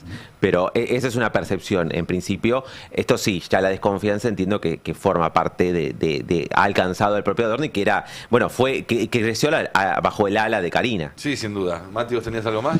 No, me parece que en eso también hubo un gesto que fue llamativo en la semana pasada, que es el de que en medio de todo eso hubo un gesto de Milei hacia Santiago Caputo, esto de nombrarlo en el acto, que después se evidenció a partir de la cámara que Karina no lo había aplaudido, estaba con cara de culo ante la mención y ante el aplauso generalizado. Y después todos haciendo el mismo gesto que ella. Sin que Claro, pero también parece que la parte que falta de toda esta historia es qué piensa Javier de todo esto, ¿no? Porque creo que no coincidía el tema de una avanzada contra Santiago Caputo y después el mismo presidente nombrándolo y haciéndole un gesto de agradecimiento en un acto. Pareciera un Milei que quiere tratar de pacificar una interna que ya se le fue de las manos. Sí, creo que también un elemento que tenemos para aproximarnos a lo que piensa Milei, ya que no podemos leer la mente y tampoco él habla del tema, es el poco tiempo que está pasando acá últimamente, ¿no? Total. Como si quisiera estar escapándose de estos conflictos, porque realmente las últimas 2 semanas estuvo más tiempo afuera que en el país. 4 prácticamente. países. Pero es una novedad eso, porque en su primer año también viajó muchísimo. Creo que no tanto. Bueno, de hecho, el estudio que hizo Pablo Salinas hablaba de un 14% del tiempo en estos 2 años. Y en las últimas 2 semanas estuvo casi el 50% del tiempo. Tuvo más afuera. tiempo afuera que adentro. Sí, nunca tanto en tan poco tiempo, y además con la agenda que estaba copada de lo que eran estos escándalos que salían de la Rosada. ¿Se sabe algo del viaje a Tel Aviv? ¿Que estaba ahí pendiente de confirmación o no? No, lo que bueno, Milei viene del viaje a Europa. Sí. Supuestamente ahora ya está en Argentina. Quería agregar un poco que en su momento se decía que De la Rúa también viajaba para distraerse de los problemas en Argentina. Hubo una versión que decía eso, como que en un momento también de recrudecimiento de la crisis, como que incrementó los viajes para un poco huir del... Le salió bien. ¿Será recomendación de terapeuta? Sí. Bien. Cande, hablemos un poco de economía, porque el gobierno dice que compra reservas récord, sin embargo, la cantidad de reservas que tenemos sigue siendo muy exigua y de hecho ahora hay menos que hace un par de meses. Sí, no se entiende bien el por qué está pasando eso. Lo tenemos en la placa 1, este gráfico de Vectorial, que muestra justamente las compras que hizo el gobierno durante este 2026, que, bueno, tuvo un cambio de estrategia, ¿no? Porque antes directamente no había compras del Banco Central en el mercado de cambios, en esta estrategia de mantener el dólar en 1.400 pesos, y uno ve esa línea lila, si se quiere, creciendo hacia arriba y haciendo esta acumulación de esta compra de 3.611 millones de dólares. Ahora, la otra línea de este gráfico es justamente la acumulación de reservas, o sea, cuánto de esas compras que hace el Banco Central en el mercado de cambios quedan efectivamente dentro de las reservas del Banco Central para respaldar nada más y nada menos que al peso. Y ahí es un gráfico bastante claro, ¿no? Porque vos tenés una línea que va ascendente hacia arriba y la otra, la lila, que se empieza a caer, y tiene que ver obviamente con los pagos realizados a organismos, los pagos realizados a vencimientos del capital, pero eso no quita la duda en relación a, bueno, cómo se hace entonces para acumular efectivamente reservas en este contexto donde la Argentina tiene en total, de todos los requerimientos, no solo de la deuda privada, que es la que habla Caputo, de esos 9.000 millones de dólares, cuando vemos el total de lo que hay que pagar en 2026, bueno, los requerimientos ascienden a 15.200 millones de dólares para el 2026. Este año, 15.000 millones. 15.000 millones. ¿Que hay que pagar taca o refinanciar? Exacto. No hay una tercera opción. Y De con un foltear. riesgo país a más de 600 puntos, no parece haber una tercera opción. El plan original, si se quiere, en 2025 era, no pasa nada, nosotros va a bajar el riesgo país porque ganamos las elecciones, el riesgo Cuca se evapora, entonces entramos al mercado financiero internacional. Bueno, el riesgo país arriba de 600 puntos te está diciendo que ese mercado financiero te dice, no, papi, yo a vos no te presto, y tiene que ver obviamente con la falta de reservas de compra de dólares de parte del Banco Central en esta estrategia de que el dólar siga funcionando como un ancla cambiaria, ¿no? En esta estrategia de mantener un dólar a 1.400 pesos, ya en un contexto donde el resto de los países de la región ven un incremento en el dólar, pero obviamente por la situación de conflicto, de guerra, se ve un escenario más complicado donde las monedas de los países emergentes, bueno, se devalúan un poco en términos relativos. ¿Y por qué no se acumula? Lo quiero juntar con el otro gráfico, que es la placa 2, que muestra justamente lo que los economistas llamamos formación de activos externos, popularmente conocido como fuga de capitales. Esa fuga de capitales en el 2025 tuvo el número más alto de toda la serie. O sea, la serie arranca desde el 2003 y no hemos tenido un número peor que el del 2025. Obviamente que tiene que ver con el levantamiento del cepo a las personas físicas y cómo esas personas compran dólares y los sacan del sistema. Incluso o sea, hubo récord de dólares debajo del colchón, bajo los términos del gobierno. Me gusta que lo digas así, sí, totalmente. Incluso con la ley de inocencia fiscal, lo que hay es un retiro de los dólares de... Yo soy viejo, en esa época, en mi época le decíamos fuga. Dólar fuga. Sí, fuga, se va. Sí, se va. No el tema es que uno cuando piensa en fuga cree que se va del país, claro, y no siempre es que se va del país, sino que se va del sistema financiero. Del sistema financiero, sí, claro. O sea, de hecho, cómo se calcula la formación de activos externos es una cuenta residual. Es como los dólares que no entiendo a dónde se fueron, bueno, lo llamo formación de activos externos. Ahora, si bien es cierto que no necesariamente todos esos dólares que se fueron del sistema se fueron al extranjero, claro, cuando uno sabe quiénes son los que tienen la mayoría de esos dólares, que no es el viejito que junta 2 mangos abajo del colchón, sino que son, bueno, en general son mecanismos que primero los sacan del sistema y después se los llevan afuera, ya sea a través de cripto, ya sea a través de lo que sea, pero... En el proceso de concentración, obviamente que las clases más altas tienen armado un sistema, digo, como Caputo, donde exterioriza sus capitales, tanto los que conocemos y los que no conocemos. Eso por supuesto, pero también hay personas que insisten o permanecen en la estrategia de ahorrar en dólares y esos dólares no tenerlos en el sistema bancario, más allá de que lo pueda tener una caja de seguridad, ¿se entiende? Estoy apuntando más al canuto y la clase media, que también da una pauta de una señal política, porque hay una falta de confianza, que es lo mismo que sucede con lo del riesgo país. Digo, en términos del mercado financiero, que vos tengas un riesgo país de más de 600 puntos, es que no creen que vas a poder pagar las deudas que tenés. Y lo mismo pasa con las personas que no vuelcan y dicen, no, voy a contratar o voy a construir o voy a poner esto en un pozo, voy a poner esto en la economía argentina. No están haciendo eso. Entonces hay ahí una señal política de cierta desconfianza donde evidentemente este dólar a 1.400, bueno, no está terminando de cerrar ese sendero que espera el gobierno de un motor interno con dólares de los argentinos. Bueno, los dólares de los argentinos siguen, y más exponencialmente, fuera justamente del sistema económico, y bueno, es parte de los problemas que está enfrentando. Obviamente esta planificación, más allá de lo que diga el gobierno, lo que está detrás es de nuevo la falta de dólares y esa restricción externa que nos da para el comienzo de este año. Será un año entonces movido y que además todo esto se ve obviamente perjudicado o empeorado por la situación global, por la guerra, ¿no? Porque eso implica, si Estados Unidos sube sus tasas, que haya menos tendencia a traer dinero a la Argentina, si el combustible sube, mayor recesión, bueno, todo lo que ya sabemos. Sí, de hecho...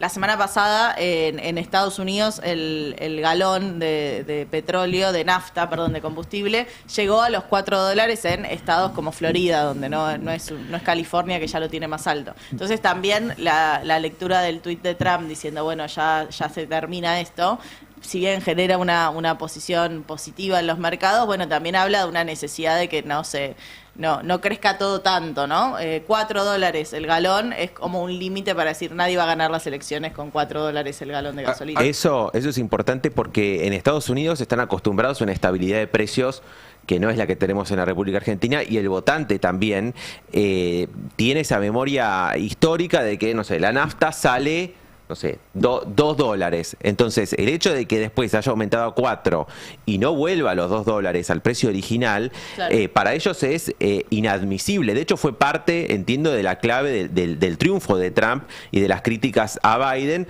por la inflación que se había generado durante la pandemia y cómo los precios después, independientemente de que habían aumentado los salarios, etcétera, etcétera, etcétera, los precios no habían vuelto al nivel original. Es como cuando aumenta el dólar acá, que alguien...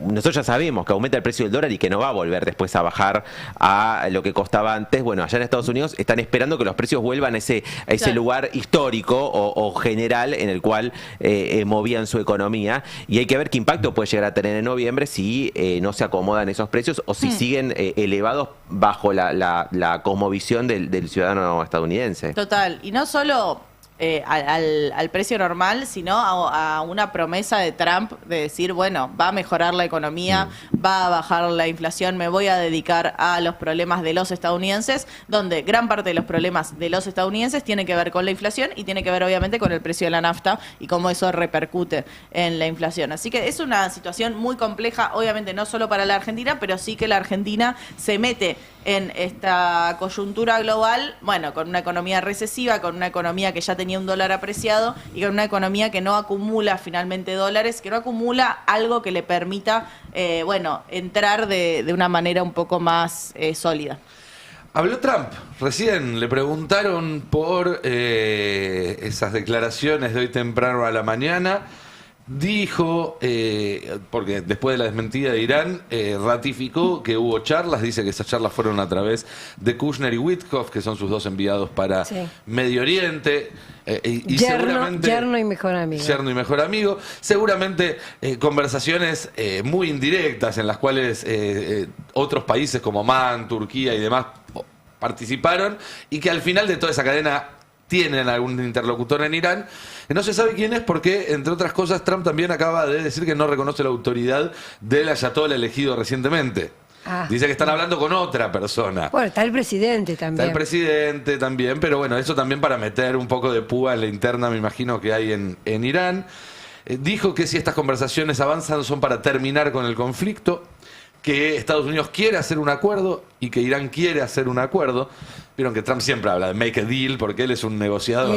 Sí, empresario. Yo no le creo nada, él solamente estoy contando lo que dijo hace minutos nada más en una entrevista. Nico, yo Sí. después cuando termines te propongo ver la placa 6 porque está la desmentida de Irán. Sí, ahora si querés vayamos viendo la placa 6 de Telma con la desmentida fuerte que hubo hoy.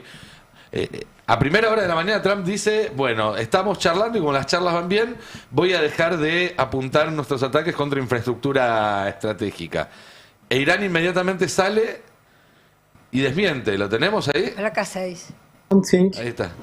The question of talking with Americans or negotiation with Americans No once creo again. que esta de hablar o negociar con los would be, norteamericanos on the table esté sobre la mesa. We have a very, bitter Porque experience of tenemos talking with una amarga Americans. experiencia We de hablar con negotiated with ellos. them last year, Negociamos con last ellos June, el año pasado en and they junio attacked us in the middle y of nos atacaron en el medio de las negotiations. And again this year, negociaciones. Y de nuevo they este tried to año convince us that this time intentaron is convencernos de que esta vez es different. diferente. That they don't have any intention Nos to prometieron que no attack tenían la us, intención de and atacarnos they wanted to resolve the y que Iran querían nuclear resolver la cuestión question nuclear peacefully, pacíficamente.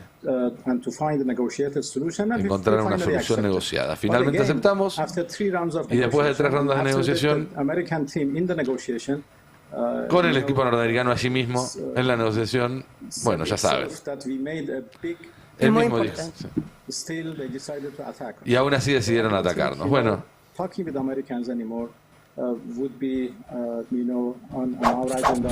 Bueno, es muy importante esto que dice, porque Sí, nos claro. olvidamos muchas veces en el curso de todos los acontecimientos que suceden, que efectivamente entre tantas ilegalidades, la mayor es que estaban negociando, que estaban diciendo que iban avanzando en las negociaciones de paz entre Estados Unidos e Irán, y ahí atacaron. Sí. Por eso acaba de decir, no confiamos en los que dicen.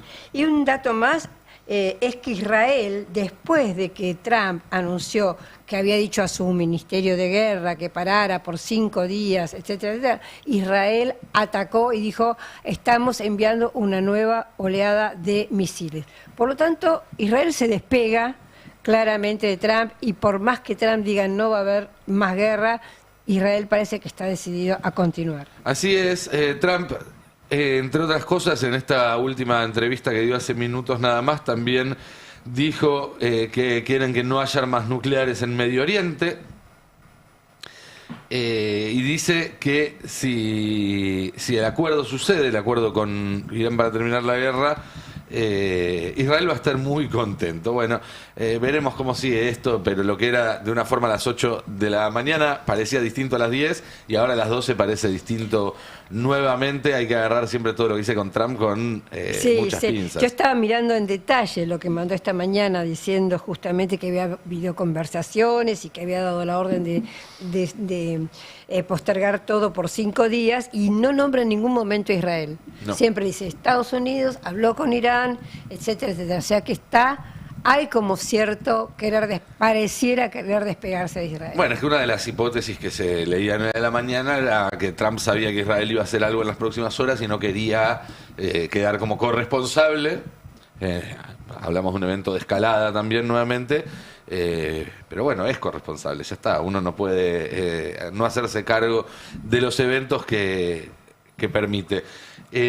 Alan, ¿hubo novedades ya podemos hablar del culebrón de la ley de glaciares? Sí, y esta semana va a ser clave porque finalmente van a ser, ya estamos mañana 24 y el miércoles 25 es el día en el cual se van a abrir las puertas del Congreso para llevar adelante la audiencia pública, el 25 de manera presencial, el 26 de forma online. No hubo mayores aperturas de jornadas para para que haya justamente exposiciones. Se anotaron en total 102.116 personas. Es una Tremendo. Bestialidad, sí, la cantidad de inscriptos. A ver, el oficialismo, ¿qué encontró? ¿Cuál fue el vericueto que encontró para poder derivar a el 99.9% que se va a quedar afuera de la exposición en vivo? A mí me derivaron.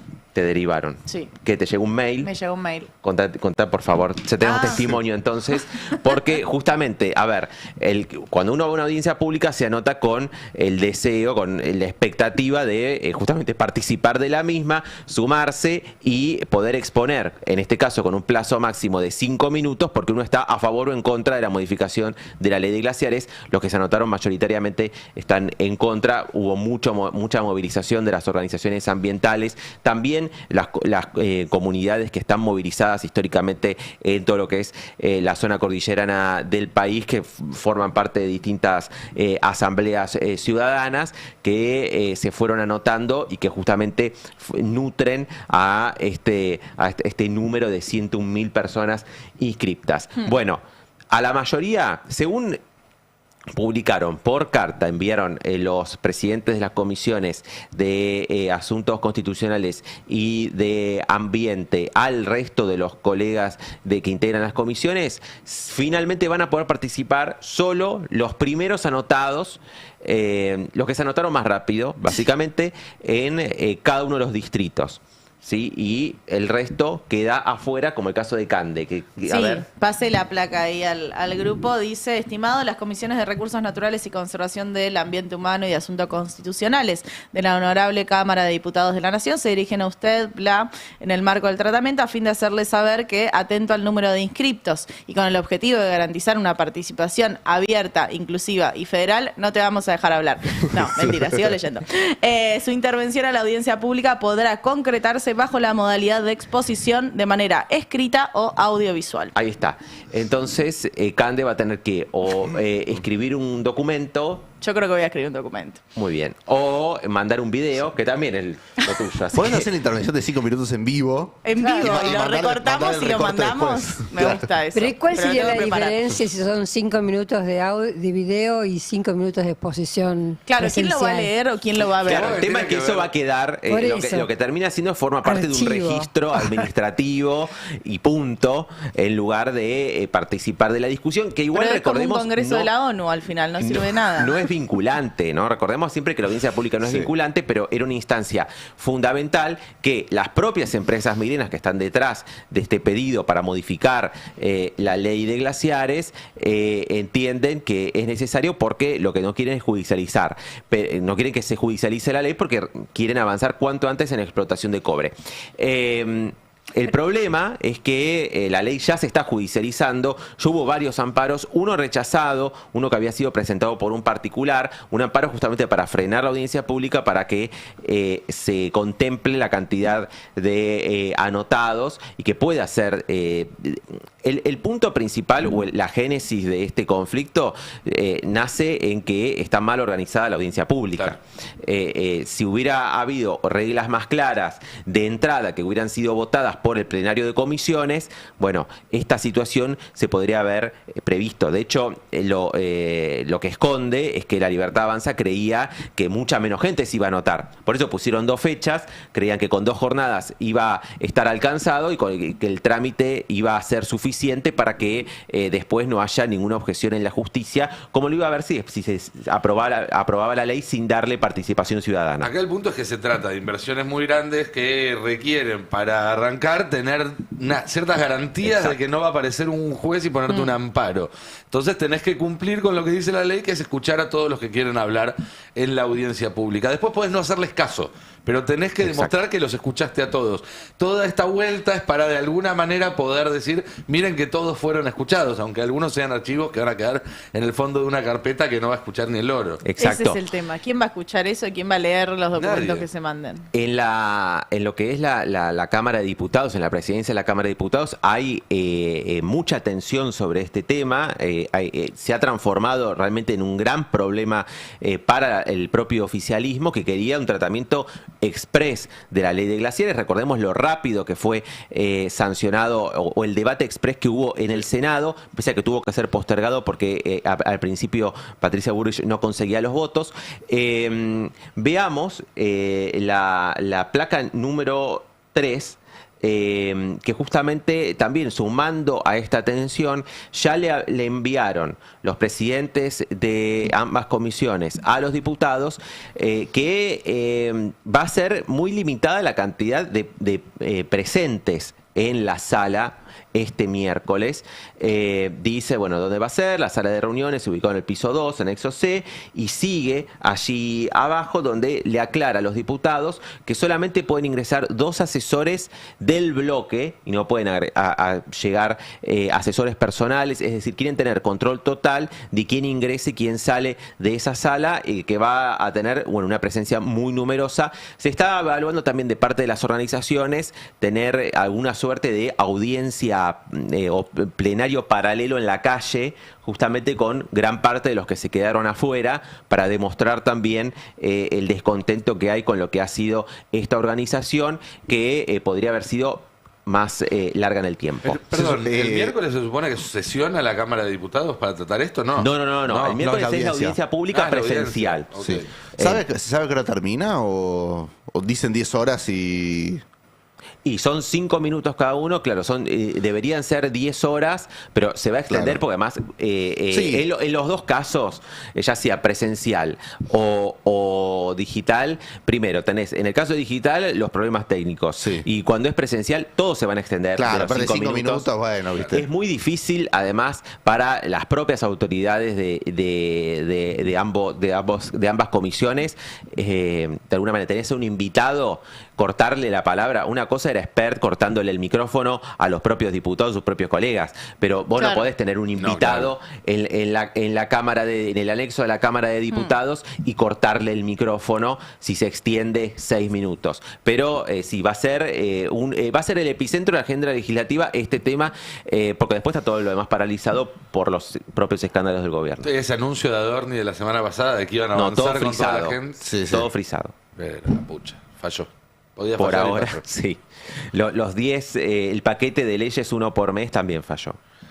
Bien, muy bien. Hola, muy buenos días, habla la República. Buen día, señora Lilita, ¿cómo le va? Muy bien, es hora de que los dirigentes asumamos nuestra verdadera responsabilidad. Y sí, va siendo. Estoy harta de los tibios. harta de los genuflexos, de los que siempre caen bien parados. Es hora de que alguien se ocupe. Tchaikovsky dijo, pinta tu aldea y pintarás el mundo. Qué pintor, ¿no? El que te pintó la raya del mundo. Yo vivo al revés. Arregla el mundo y arreglarás tu aldea. Quiero darles una noticia, Nicolás. A ver. Estoy viajando a Medio Oriente. ¡Epa! Me voy a parar con una bandera blanca y un vestido blanco en la frontera entre Irán e Israel. No tiene frontera Irán e Israel, Lilita. ¿Cómo que no hay una frontera? No hay. ¿Y yo qué hago entonces? Y te podés ir a Siria, Irak, está todo en el medio, pero no. Pará, ¿cómo que no hay frontera entre Irán e Israel? No, ¿nunca viste un mapa? Pero, bueno, la tarea va a ser más difícil entonces. Va a haber que crear una frontera entonces. ¿Y qué hay ahí? ¿Hay agua? ¿Qué países están? Netanyahu está un poco en el mismo plan también, si te lo pones a pensar. No, ¿ves lo que te digo? ¿Qué países hay en el medio? Irak, Siria, Jordania. Irak, Libia, Jordania. Líbano. Ajá. ¿Y se come bien en el Palacio del Shawarma por ahí? En Beirut en una época tenía fama de ser un lugar donde se comía muy bien, pero bueno, están muy castigados los libaneses desde hace mucho tiempo. A mí me gusta Yemen, ¿es cerca de ahí? Cruzando el... Dubái es lindo, Dubái. Es como el Disney de la gente grande. Era. ¿Cómo era? Y cayeron algunas bombas, no sé si te enteraste. Me estás jodiendo. No te estoy jodiendo. ¿Pero ya cambió de nombre, no? No. Todavía no. No. Yo quiero flotar en el agua como un corcho. ¿Qué es el Mar Muerto ese? ¿Dónde? Difícil. Me hace acordar a Sibeira. No. No vino hoy. Por eso. La cámpora, miren, yo les quiero hacer una denuncia. Por favor, una denuncia. Quiero hacer una denuncia. Subime la música, Tomalita. La cámpora está bloqueando el estrecho de Hormuz. Porque quieren que suba el valor de la nafta. Todo esto es para derrocar a Mario Iggi. Porque se quedaron calentitos que perdieron la interna. Pero si Iggi jugaba con ellos. Eso me lo contó Raúl Rizzo. Y quiero decirles algo más importante todavía. Por favor, te pido, Lilita. Dame más música porque estoy inspirándome.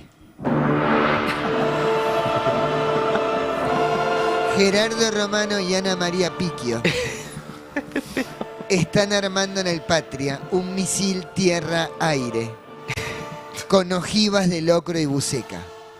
Vos jodés, pero después nos interceptan esto y quedamos en el radar, macho, ¿no?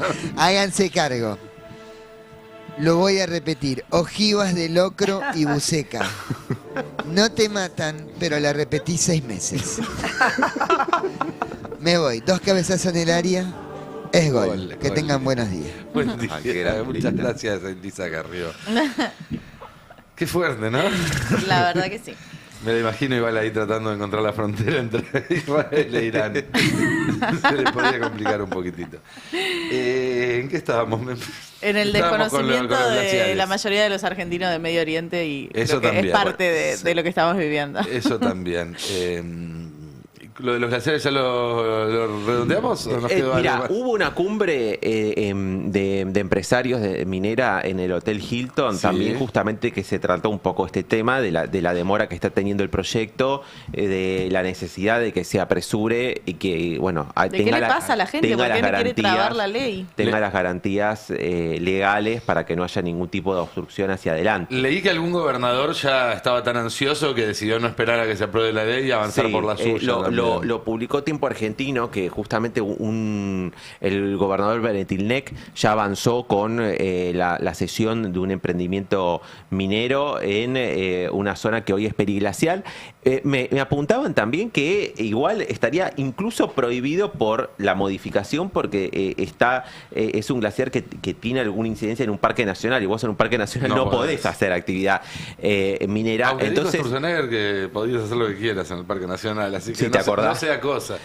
Claro, por ahí si la minera pone un kiosco, un almacén, un bar, Cobre y panchitos. lo autoriza, claro. Litio y alfajores. Total. Eso es entonces lo que está ahora por estas horas. Los votos también. Los votos el gobierno los tiene. No es que hay un poroteo muy fino, pero en la oposición o quienes se oponen a la ley de glaciares dicen que están entre 130 y 140 los votos. Ya en su momento el gobierno estimaba que iba a tener aprobación cuando extrapolaba lo que había la foto del Senado y lo proyectaba a la Cámara de Diputados. Y máxime con lo que fue la Argentina Week, que los gobernadores, varios gobernadores, yo hablé con uno de ellos, me dijo, mira, yo había ido con muy pocas expectativas a Nueva York y finalmente realmente volví sorprendido de la cantidad de negocios o de principios de negocios que estamos generando. Entonces imagínate, si hasta el que tenía menos expectativas volvió ilusionado, aquellos que forman parte del complejo minero con mayor fuerza, bueno, van a poner todos los votos que sean necesarios para que la ley sea sancionada. ¿Hay fecha tentativa? 8 de abril. 8 de abril. 8 de abril. Pero insistimos acá que en realidad la mayor preocupación está puesta en la judicialización, que ya está ocurriendo con estos amparos presentados por para justamente garantizar o ampliar las jornadas de participación, pero que también se puede profundizar hacia adelante ya cuando se objete la ley en sí misma. Creen igual los ambientalistas o algunos diputados de la oposición que a la larga la justicia va a fallar a favor de las mineras por cómo se mueve Comodoro Pi, cómo se mueve la Corte Suprema de Justicia. Pero en realidad acá el tema, la mayor preocupación tiene que ver con el tiempo, porque las mineras necesitan ahora hacer explotación minera porque el cobre es negocio ahora, no cuando falle la Corte en 5 o 7 años. Obviamente. Bueno, vamos a seguir atentos a todo esto, vamos a seguir durante la programación del Destape también muy atentos a las novedades en el plano internacional, idas y vueltas, desmentidas y demás. Pero antes de irnos quería aprovechar, porque no lo hice más temprano, para pedirles que se suscriban al Destape, que sean parte de esto, porque ustedes que estuvieron hoy viendo el Destape, más temprano con Habrá Consecuencias, se van a quedar ahora con el resto de la programación, con Adrián, con Mati, con Mariano, a la tarde vuelvo yo, después están Gaby y Noé, y solo estoy mencionando a quienes estamos acá sentados en la silla del medio, pero la verdad es que son todos equipos realmente extraordinarios, con periodistas de primera, un verdadero lujo poder hacerlo para nosotros, pero también muy importante que haya un medio como el Destape en este contexto que cuente otra cosa, porque la verdad es que vos hoy querés enterarte qué está pasando en Medio Oriente y sobre todo cómo te va a afectar eso a vos, y no hay un solo canal en la televisión argentina. Es muy difícil encontrar periodistas que con conocimiento de causa y sin terminar respondiendo por la línea de una embajada, de una empresa, te cuenten lo que sucede. Y en el Destape no hay solamente uno o una, como en este caso hoy que tuvimos a Telma acá, que es realmente un lujo porque es de las personas más preparadas que hay en todo el país para hablar de eso. Hay en cada programa alguien que, sin tener quizás tanta experiencia o tanta preparación, se toma el trabajo de averiguar, de entender, de chequear, de no reproducir la cantidad de mentiras que están dando vuelta, y que lo hacemos no solo porque todavía creemos en este oficio que ejercemos del periodismo y creemos que tiene un valor en sí mismo y no solamente una forma de ganar un mango, sino también porque creemos que para el país que nosotros queremos hace falta que haya medios como este, no uno solo, muchos, ojalá hubiera muchos destapes, pero hace falta medios que discutan las verdades establecidas, que pongan en duda el sentido común, que te permitan a vos mismo cuestionarte algunas cosas que estás muy convencido, porque así es que vamos creando juntos las condiciones para que lo que venga después sea mejor que esto, y vaya si lo necesitamos.